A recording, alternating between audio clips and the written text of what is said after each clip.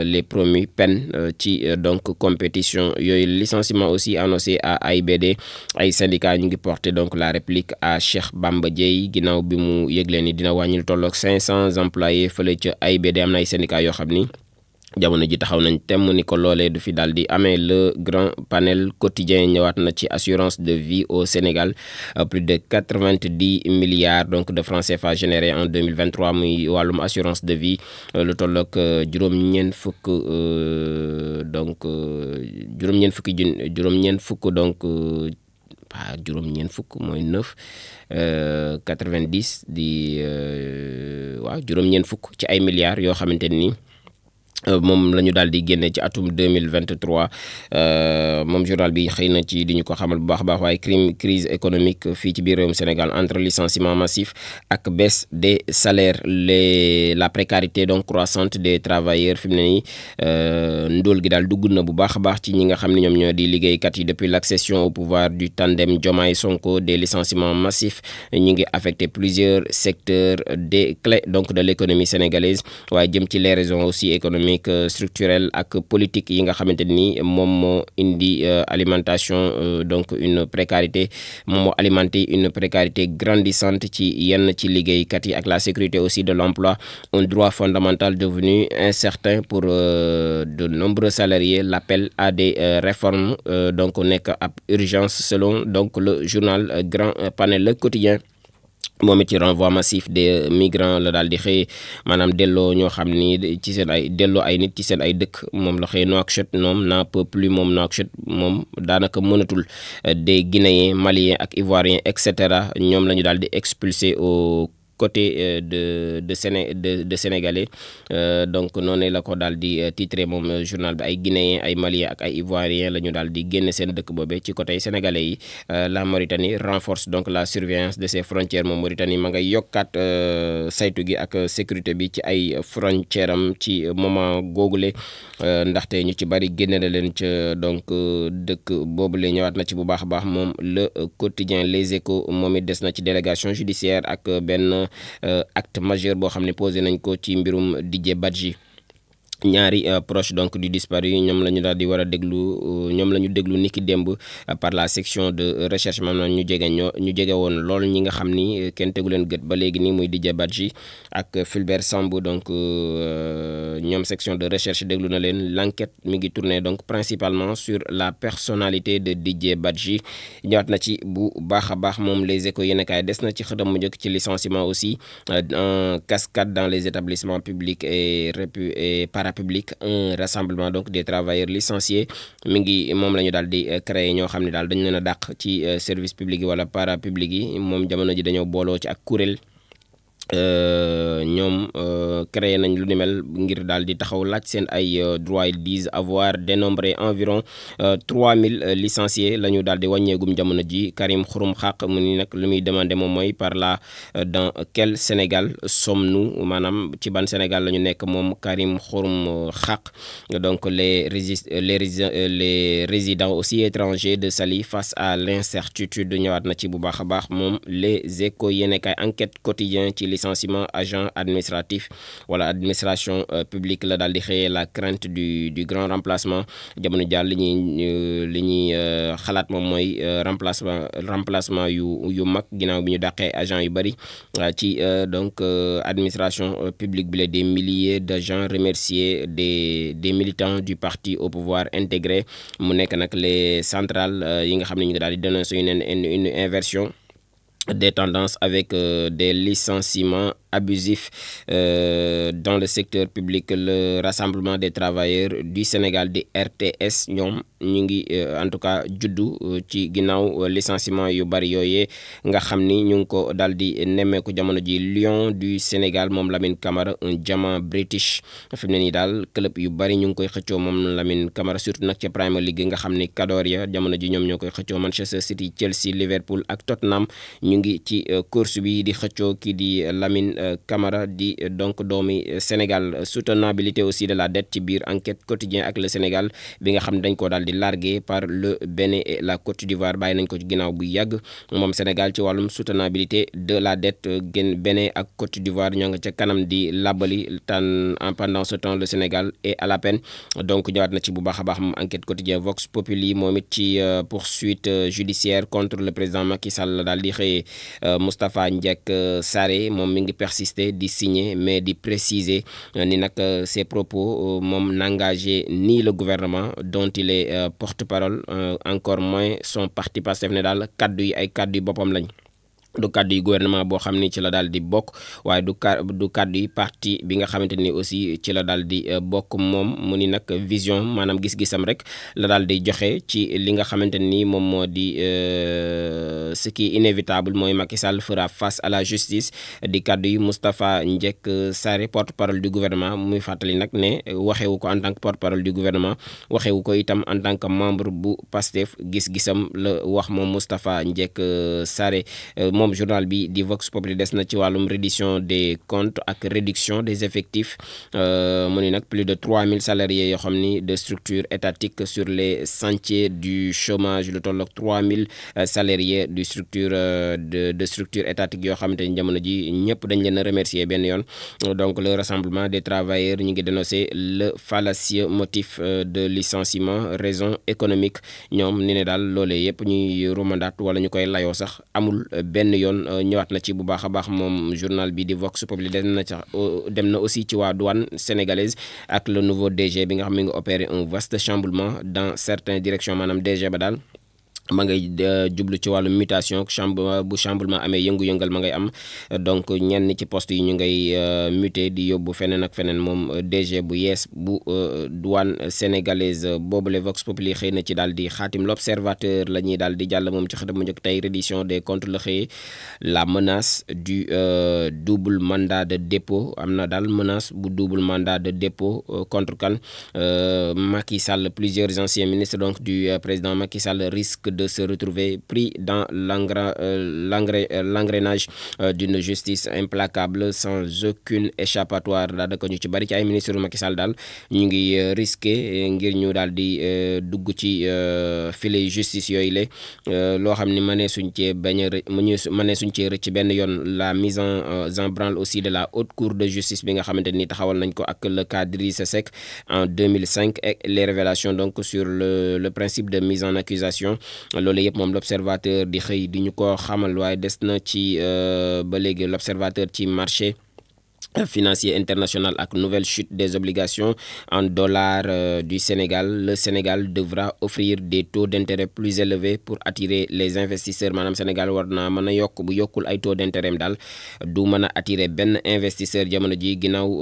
wàcc gi nga xamante ni dollar da koo daal di wàcc sur bu Sénégal gi la ñëwaat na ci moom l'observateur des na ci à la découverte donc de Rose Françoise Boissy moom ak les secrets de vie de Neymar ñëwaat na ci bu baax a baax ci donc rubrique découverte am moom ci xëtam bu njëkk tey opération aussi commerciale chamboulement au sein des douanes pour dynamiser les recettes l'observateur ñëw na ci wàllum lamb donc lutte avec frappe le combat Eumeu Sène Franc bi nga xamante ni taxawal nañ ko donc Eumeu Sène Franc ficelé une revanche par procuration ne daal revanche la boo xam ne dañ ko daal di dénkaane ginnaaw bi Franc daal di daane Ama Baldé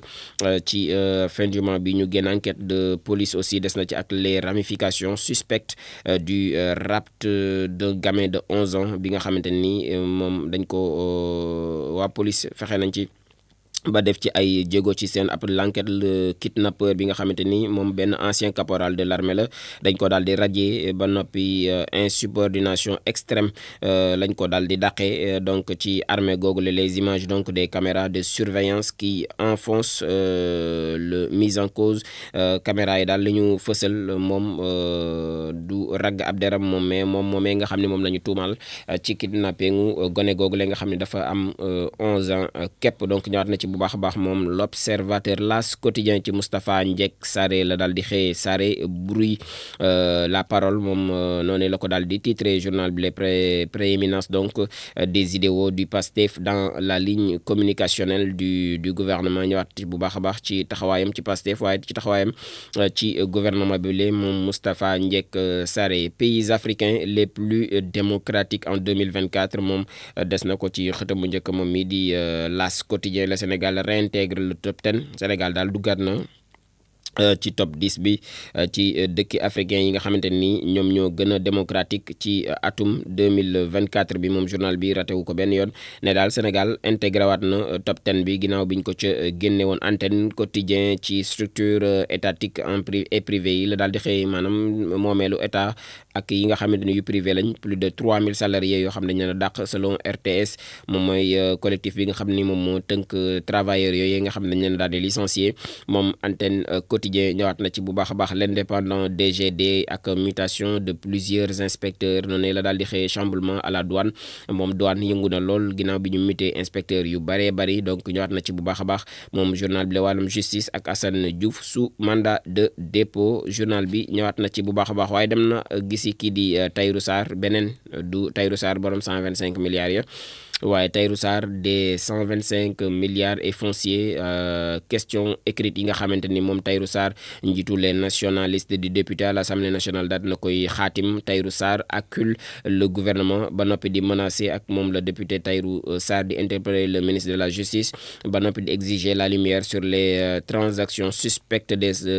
125 milliards de francs CFA yi nga xamante ni moom moo indi coow li ci Farba Ngom ak kii di beneen Tahirou Sarr bi nga xamante ni jamono ji moom it mu ngi sous mandat de dépôt.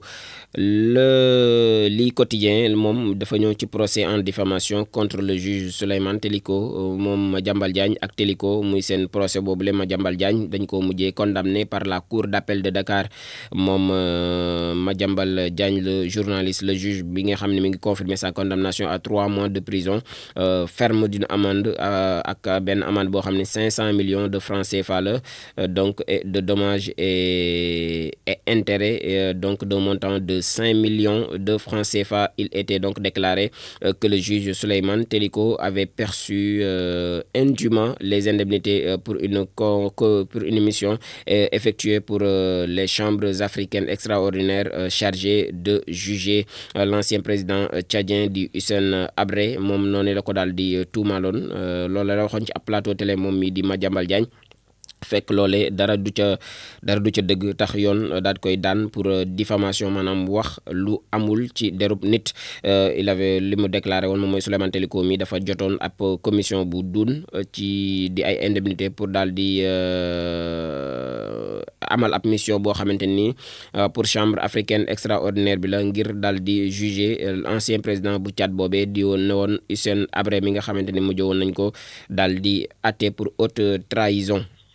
journal bi des na aussi ba léegi ci contrôle ak élimination du paludisme jëm ci wàllum xeexum sibiru ak le leadership aussi sénégalais au devant donc de la scène. Sénégal daal taxawaay gi mu ci am jamono ji ñëpp daal nañ koy ràññee moom li quotidien fësalaat ko bu baax a baax ci xëtam mu njëkk. Public quotidien ci AIBD la xëyee virus de licenciement maanaam virus bu dàq ba daal dugg na fële ca AIBD ñu baree bari dinañ leen fa dàq bu ñu maywul. moom directeur général ba di kii di Cheikh Bamba Dièye yëgle na lu tolloo ko 500 ci ay doomu aadama yoo xamante ni jamono ji buñ maywul dina ñàkk seen ab liggéey foofee ci aéroport international bu Blaise Diagne. Donald Trump ci biir Hot News moom ñëwaat na ci bu baax a baax. moom Trump ne lâche pas Zelensky bàyyiwul benn yoon Zelensky moom mi di Donald Trump sa gars ne veut pas la paix ne daal kii bëggul jàmm président bu bëggul jàmm la moom le président ukrainien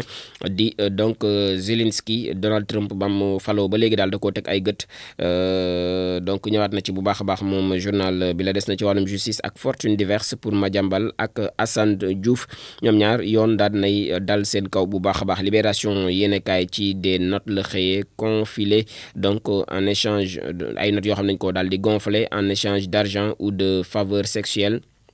moom DSC dafa daal di cerner une mafia boo xam ne mi ngi nekk au cœur de la faculté des lettres de l'UCAD ab mafia boo xam ne daal mu ngi foofee ca faculté des lettres bu UCAD ay notes yoo xam ne dañ ko gonflé ci li ko daal di indi moom mooy ay faveur yoo xam ne sexuelle la wala sax ñu joxe xaalis ngir ñun xëy na daal di gonflé ay notes loolu daal en fuite la nekk jamono ji kii di Faye moom mooy benn contractuel de la faculté des lettres chargé de la saisie et de l'introduction donc des notes des étudiants dans les bases de données moom Faye moom moo waroon di dugal notes étudiants yi ci base de données bi nekkoon surtout nag waa licence 1 ak licence 2 ak licence 3 après les examens, mais aussi de la remise des notes des professeurs pour la délibération donc de l'assemblée du département était au sommet du réseau moom mi di Faye moom contractuel la woon foofee ca faculté des lettres jamono ji dafa daal di daw nag un étudiant aussi en désaccord avec lui sur le montant à payer dafa daal di vendre le mèche moom étudiant boo xamante ni jubawul woon ak moom ci prix ngir mu jaay ko note bi dafa daal di mujjee daal di koy yoole avant une plainte du doyen de la faculté bi nga xam déposé nañ ko discrètement depuis fin 2024 VMM Diouf moom it étudiant la en master lettres modernes la nekk moom it daal nañ kenn la ci démarcheur yu Faye maanaam courtier la woon daal nañ koy arrêté la semaine dernière fële ca AIBD après son retour d'Allemagne mu jóge woon fële ca Allemagne ginnaaw bi mu tegee tànkam ci aéroport lañ ko daal di teg yoxo où il avait été envoyé dans le cadre donc du programme de mobilité Erasmus déféré hier après donc ses aveux détaillés. Il recevait une commission de 50 000 francs CFA pour chaque cas traité maanaam cas bu mu traité woon rek moom commission 50 000 la ci doon am moom mi di VMM Diouf. À ce stade aussi l'enquête bi nga xam ne mi ngi amoon benn coup d'accélérateur daan nay établir que 18 étudiants ak étudiantes ñoom au moins daan nañu bénéficier wu ci fraude googule vers l'ouverture aussi d'une information judiciaire pour association de malfaiteurs, faux et usage de faux ak écriture aussi publique authentique bi nga xamante nañ ko daal di jalgati change et extorsion aussi de fonds loolu yëpp ca faculté des lettres la di amee bu université Cheikh Anta Diop bu Dakar. Travaux de la grande mosquée de Touba aussi ak Serigne Cheikh Saliou bi nga xam ne jébbal na 1,102 milliards de francs CFA teg ko ci loxoy xalifa général des Mourides di Serigne Mountakha Mbacké Bassirou donc ngir liggéey gan jumaay ñu mag ju Touba jooju lay journal bi di Libération yéen a kaay ñëwaat na ci moom it ci xëtam bu njëkk. L'évidence ci Macky Sall aussi la daal di xëy ak convention Maroc Sénégal bi nga xam ni moom mooy ñeel assistance des détenus et le transfert donc des personnes condamnées. Macky Sall dans l'œil du cyclone noonee la ko journal bi daal di titré. Autoroute des chiffres d'affaires en hausse pour le concessionnaire. Autoroute bi daal chiffre d'affaires yi ma ngay gën di yokk ngir concessionnaire googule l'État et le peuple donc en parent pauvre. Nguur gi ak askan wi daal jamono ji ñoom gisuñu seen bopp dara ci autoroute à péage googule 43,5 milliards de francs CFA la ñu daal di généré ci atum 2024 ñoom waa Eiffage yi nga xamante ni ñoom ñoo yor autoroute googule. Direct News des na ci Ramadan ci weeru koor ba atum 2025 ak prix ak disponibilité donc des denrées. Le ministre Serigne Gueye Diop mi ngi rassuré en tout cas mi ngi assuré selon donc le journal Direct News mu ni nag li ñu daal di constaté moom mooy c'est un approvisionnement suffisant des produits industriels notamment maanaam am nañ daal stock bu doy lu jëm ci wàllum ceeb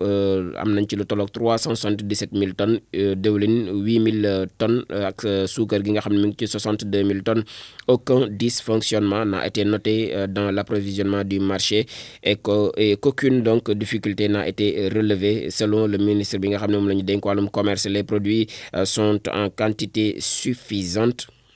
sur le marché na daal produit yëpp doy na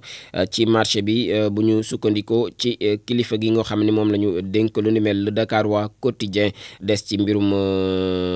villa de la cité Cheikh Amar muy kër yi nga xamante ni moom moo nekkoon ci cité Cheikh Amar. Tahirou Sarr dans son bon droit. Tahirou Sarr daal bu ñu mayul daal mu ngi ci dëggam ci droit am dong la daal di nekk. Ce n'était pas destiné au ministre donc tel que le prétendent certaines spéculations ne daal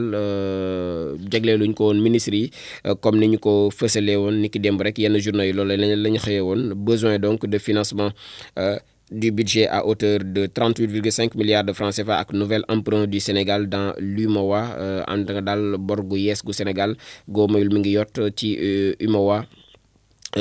Donc ñëwaat na ci bu baax a baax moom le Dakarois Tribune quotidien ci licenciement massif dans l'administration moom it la daal di xëy près de 3000 travailleurs envoyés au chômage par le régime 3000 travailleurs yoo xam ne bu ñu mayul dinañ ñàkk seenum xëy te ki ko amal du kenn ku dul régime bi le titre donc le journal Tribune quotidien des na ci mbirum Farba Ngom Tahirou Sarr qui sont les complices de Farba Ngom et de Tahirou Sarr moom journal bi di sampalaat ñan ñooy complice u Farba Ngom ak kii di Tahirou Sarr. Point actu ci train de vie de l'État la xëy ak les agences fantaisistes yi nga xamante ni ñu ngi dans la tourmente resserrement aussi ak disparition yi nga xam ni annoncé nañ ko parmi les cinquantaines d'agences du pays des DG et des emplois menacés des structures comme la CONAREL. ñoom ñi ngi en tout cas fay pour leur inefficacité daanaka efficace yuñ benn yoon moo waral buñ maywul dinañ leen tëj donc ñëwaat na ci bu baax a baax moom mi di point actu source a itam ñëw na ci Pape Amadou Fall moom journaliste la analyste politique di décortiquer l'abrogation partielle de la loi d'amnistie ni ñu bëggee daal supprimer loi d'amnistie bi moom lay daal di décortiquer ci biir xët bu njëkk bu source a loin de la promesse de Sonko ne daal soreyoon na lool ak diggéey kii di Ousmane Sonko ce qui a été dit par Sonko est loin de la réalité en ne parlant que de crimes de sang. On jette donc un voile sur tout le reste ne daal bu ñu seppee rek lii di crime de sang dañuy daal di doyadal wala soofantal sax yeneen yi yi ñu laxasoon lépp ci biir loi d'amnistie boobee le pouvoir est très mal à l'aise donc sur cette question d'amnistie ne daal nguur gi nekkuñu à l'aise ci mbirum amnistie googule c'est une affaire donc qui est loin d'être terminée. Les forces de défense et de sécurité sont pointées du doigt. Muy tuuma gi nga xam ne tuumal nañ ko ci les forces de défense et de sécurité. Il y a aussi le fait des nervis. Toutes ces questions vont être abordées selon le journaliste Pape Amadou Fall ci xët bu njëkk bu source a l'éto donc se resserre aussi sur Macky Sall moom it ñëwaat na ci source a ginnaaw adoption niki démb ci en commission donc du projet de loi portant assistance aux personnes détenues et transférées et ak transfèrement aussi des personnes condamnées entre le Sénégal ak Maroc. Sénégal daal Macky Sall daal bu mayul jamono ji mbir ya dina gën a corsé wu ci moom mi le bu ñu sukkandikoo ba léegi ci source a ginnaaw donc adoption bu loi bu commission projet de loi boobule nga xamante ni daal nañ koy def niki démb ca assemblée nationale. L'info yéenekaay ci mal représenté donc ak privé de parole lors de la rencontre tripartite loolee la daal di xëy grosse colère de la F2S ñoom seen représentation baaxut keroog ci ndaje mi waaye itam seen prise de parole gàtt na lool ñoom ñu ngi débarqué wu ñoom di wanewaat seen bopp en tout cas kontaan nañu benn yoon ñoom ñii di waa F2S commune bu Sandiara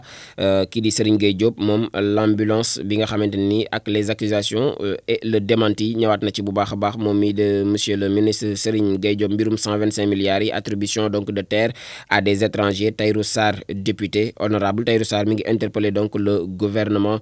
ci question yooyu la nga xam ne xaatim na ko jébbal leen ko licenciement en vue aussi fële ci AIBD ak le collectif des travailleurs charge Cheikh Bamba Dièye et les délégués. Ce titre donc le journal L'Info yéenekaay jàll ci donc yor bi nga xamante ne moom it ñëw na ci spoliation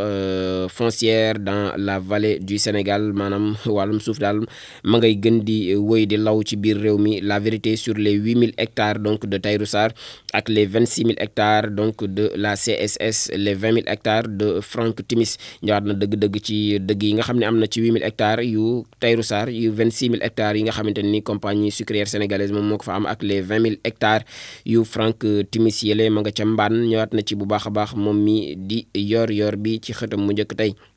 Le temps mooy itam ñëw ci kaawu Macky Sall le Paris Sud donc du PJF moom Macky Sall bu maywul dina wuy si fii ci biir réew mi. L'éveil quotidien soins donc de santé à Elinkine ci la daal di xëy l'armée à la rescousse donc des populations nguur gi daal armée bi daal jamono ji mi ngi dimbali bu baax a baax askan wa fële ca Elinkine donc ñëwaat na ci bu baax a baax moom journal bi la waaye des na ci ambulance fële ca Sandiara ak les vérités de Serigne Gueye Diop yëkkati na ay kaddu di ay kaddu yu dëgg foofee moom mi di Serigne Gueye Diop Dakar Times ci les autistes donc la daal di xëy ak donc la mer Rouge mu jëm ci wàllum conflit fële ca Yémen di coolu metti li nga xamante ne am na fa moom Dakar Times xëy na ci xaatim réew mi quotidien ci liberté dans le monde la daal di xëy ak le Sénégal mi nga xamante ni redevient libre sous Diomaye di ab rapport boo xam moom moo ko daal di génnee Sénégal daal bu mu jaam nga dog na noonu la ko daal di titré le Sénégal redevient libre sous Diomaye selon donc titre le journal Rewmi Quotidien. Licenciement tous azimuts, RTS a répertorié plus de 3000 salariés virés moom RTS répertorié na 3000 salariés yoo xam ni dañ leen a dàq. Le Soleil des ci Kolda Kédougou Tamba Diourbel ak Kaolack ces zones de la fièvre paludisme zone yi nga xamante ni sibiru bi daanaka sonal na leen lool Kolda Kédougou Tamba Diourbel ak fële di Kaolack daanaka ces régions ñu ngi représenté 91% de cas de paludisme des moins de 5 ans 64% des cas graves ak 82% donc de cas graves des enfants de 5 ans 63% des décès liés au paludisme muy ñoo xam ne dañuy ñàkk seen bakkan ndax sibiru bi. Dakar arbitre depuis hier la rencontre donc internationale annuelle du programme sur la génomique appliquée dans la prise de décision ci wàllum sibiru googule di paludisme. 24 heures ci accès au financement de 22 initiatives économiques donc des populations de retour dans leur village fële ca Casamance loolu la xëy Alioune John moom ni day débloqué 100 millions de francs CFA ngir askan yooyu lay ñëwaat na ci bu baax a baax moom mi di 24 heures critique ci limogeage donc en cascade dans les structures publiques la daal di xëy ak viré donc des Sénégalais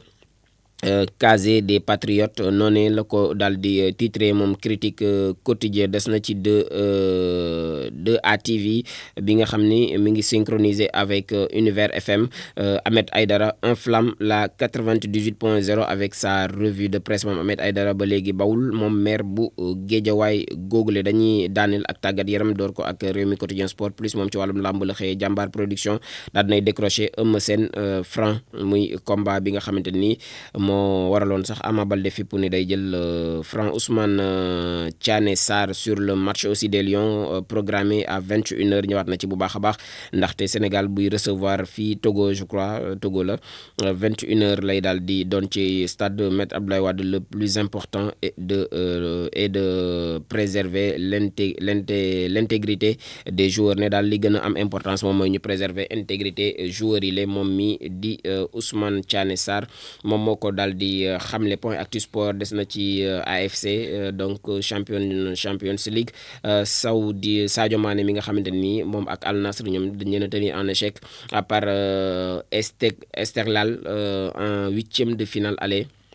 Match ba daal dañoo témboo kenn gañewul sa morom noonu la ko daal di titré moom Point Actu Sport de ñëw ci Tribune Sport yi des ci Franc Eumeu Sène ficelé nouveau choc entre Pikine et Parcelles Assainies mu choc bu yees ci diggante Pikine ak Parcelles Assainies. Décidément les lutteurs de Pikine et ceux de Parcelles Assainies donc ne se quittent plus maanaam ñu ngi daal gën a bëggante di gën a jàppante ci làmb ji te buñ dajee dafay daal di neex. 2 semaines après le combat entre Franc ak kii di Ama Baldé le Parcellois va encore donc se frotter à un lutteur pikinois à savoir Eumeu Sène mi nga xam ne moom lay yàgg bëgg bëreel moom mi di Franc Ndiago. Révélé aussi au FC Metz avant de rebondir à l'AS Monaco. Real Liverpool ak le Bayern Munich ñu ngi xëccoo kii di Lamine Camara moom yokk na ci Real moom Tribune Sport donc ci kaw Lamine Camara. Le Dakarois Sport des na ci Eumeu Sène contre Franc ak nouveau choc entre Pikine ak Parcelles Assainies muy choc bu yees ci diggante Pikine ak Parcelles Assainies. Mercato Teungueth FC 5 espoirs yoo xamante ni ñu ngi passé en pro fële ca Teungueth FC. Record moom ñëw ci Ligue des Champions 8e de finale aller tey benn explosif Real Atlético ca Bernabéu lay daal di amee match aller bi ci stade Bernabéu bu Real de Madrid muy derby bu Madrid ci Ligue des Champions bi les déplacements aussi piégeux d'Arsenal fële ca Eindhoven waaye Dortmund mi nga xam ni un mur jaune trop haut pour Lille mu simple laaj ndax du mur bu jaune boo xam ni ëpp na doole lool club bi di Lille moom record ñëwaat na ci des na ci lutte ak échange de propos peu amen donc muy kàddu yu ñagas yi nga xamante ni Balla Gaye 2 ak kii di Siteu dañ koo daal di doon weccoo ci ab live boo xamante ni Fadam 2 moom moo ko daal doon def donc ça dégénère le combat ficelé Eumeu Sène Franc donc ñëwaat na ci bu baax a baax moom record yéen a kaay jeexal ak Wiw Sport ci Youssouf Sabaly la xëy un retour au premier plan qui relance donc la demande sociale moom Youssouf Sabaly ñëpp dañoo bëgg mu ñëwaat moom it équipe nationale ginnaaw bi mu annoncé retraite internationale am donc jamono ji mi ngi def feu et flamme ak clubam boobee di Betis Séville il doit revenir loolu la ñëpp wax kon Youssouf ñibbisil ndax itteewoo nañ la bu baax a baax ci suñu flanc droit boobule globalement lii daal moo gën fës